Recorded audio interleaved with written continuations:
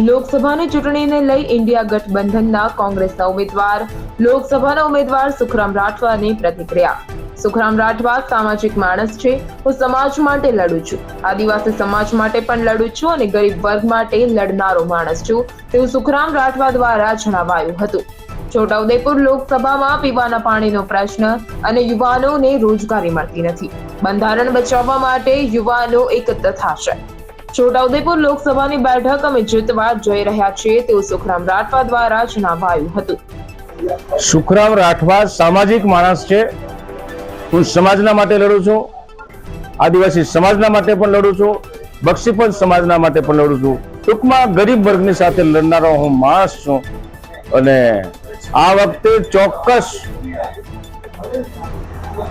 છોટા ઉદેપુરના આદિવાસીઓના પ્રશ્ને દ્રઢતાથી પ્રજા સમક્ષ મતની માંગણી કરવા જવાનો છું।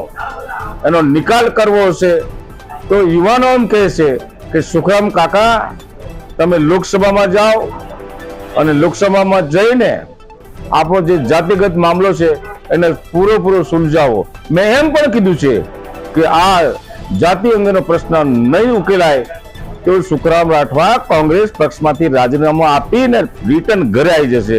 હું સમાજની સાથે જોડાવાનો માણસ છું।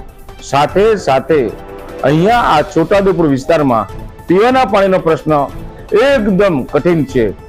યુવાનોને રોજગારી મળતી નથી, જંગલની જમીનનો પ્રશ્ન છે અને એમ કહું તો ખોટું નહીં, આદિવાસીઓને બંધારણમાં જે હક્કો મળ્યા છે એ હક્કો ઉપર આ સરકાર તરાપ મારી રહી છે। ત્યારે બંધારણ બચાવવા માટે પણ અમારા યુવાનો એક થયા છે।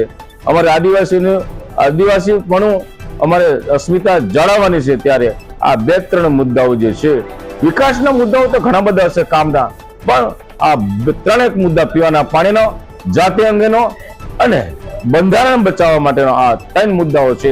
એને લઈને હું અમારે પ્રજા સમક્ષ જવાનો છું, મતદારો સમક્ષ જવાનો છું, યુવાનો સમક્ષ જવાનો છું, એમના આશીર્વાદ લેવાનો છું, એમના સહકાર લેવાનો છે અને સરકાર આશીર્વાદ લઈને આ ઉદયપુરની બેઠક અમે જીતવા જઈ રહ્યા છીએ।